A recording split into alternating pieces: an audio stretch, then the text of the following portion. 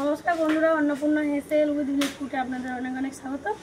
আজ আমি হাঁস নিয়ে এসেছি। হাঁসের মাংসটা কেমনভাবে রান্না করব আপনাদের সঙ্গে পুরোটা শেয়ার করব। এটা কিন্তু পাতি হাঁস, দেখতে দেখুন কত সুন্দর। দাদা এই হাঁসটা কেটে নেবে, কাটার সময় আপনাদের দেখাচ্ছি, আর কাটা হয়ে গেলেও আপনাদের সঙ্গে শেয়ার করব কেমনভাবে কাটছে। বন্ধুরা দেখুন, দাদা হাঁসটা কেটে নিচ্ছে। হাঁসটা কিন্তু গরম জলেতে ভিজায়নি, কারণ গরম জলে ভেজালে প্রচণ্ড ওই ছালের গেঁট থাকে, রোম থাকে, ওগুলো তোলা অনেকটা দুষ্কর হয়ে যায় বা খেলে পেট খারাপ করবে, তার জন্য একেবারে খালবোস করে কেটে নিচ্ছে। হাঁসটা দেখুন টাটকা হাঁস ছিল তো, প্রচণ্ড হারে রক্ত। আর হাঁসের মাংসটা দেখুন পুরো লাল ডুকডুকে একদম। এর পিস কিন্তু খুব ছোট ছোট করে করতে হয়, বড় বড় করে করলে সিদ্ধ হতে দেরি হয়।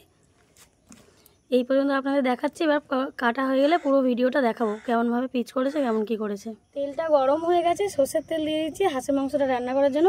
আলুটা ভেজে নেব।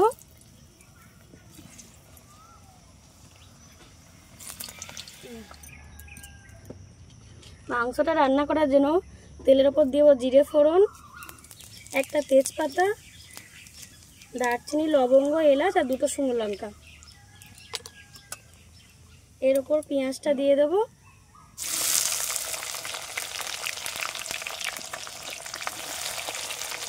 টমেটোটাও একবারে দিয়ে দেবো, দিয়ে পেঁয়াজটা ভাজা ভাজা করে নেব। পেঁয়াজটা লাল লাল করে ভাজা হয়ে গেছে, আদা রসুন বাটাটা দিয়ে দেবো, দিয়ে কষিয়ে নেব। রসুনটা খুব ভালোভাবে কষিয়ে নিয়েছি। এবারে হাঁসের মাংসটা দিয়ে দেব। হাঁসের মাংসটা দেখুন পুরো একদম লাল, খাসির মাংস হারিয়ে দেবে এত সুন্দর।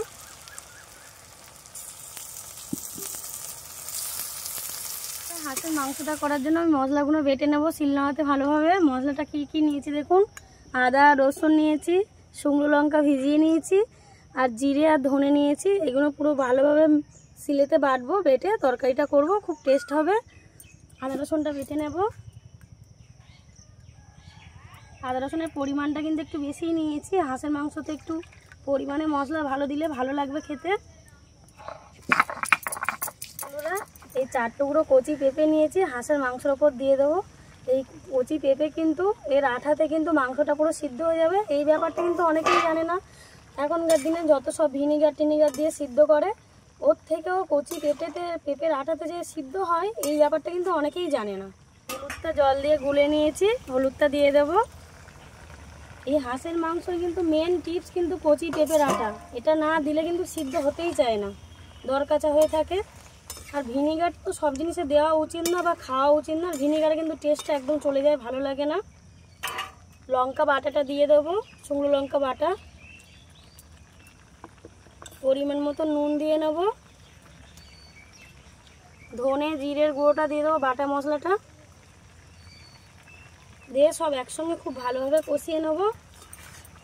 হাঁসের মাংসতে পুঁই শাক দিয়ে দেবো, 6-7টা টুকরো পুঁই শাক নিয়ে নিয়েছি। এই হাঁসের মাংসতে পুঁই শাক দিয়ে খেলে যা ভালো লাগে, টেস্ট খুব দারুণ টেস্ট হয়। আর এই মোটা পুঁই শাক তো খুব ভালো লাগবে খেতে। অনেকেই জানে এই পুঁই শাক দিয়ে হাঁসের মাংস রান্না করে ভালো লাগে, বা ওল দিয়েও খুব ভালো লাগে।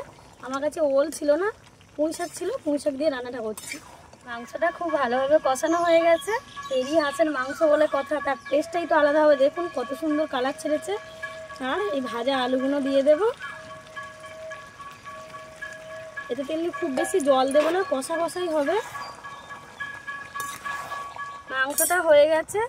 আমি শুকনো গরম মশলা কাঠকড়াতে ভেজে নিয়ে গুঁড়ো করে দিচ্ছি, এটা দিয়ে দেবো। এটা দিলে কিন্তু খুব টেস্টটা সুন্দর হয়। দিয়ে এবারে আমি নামিয়ে নেব।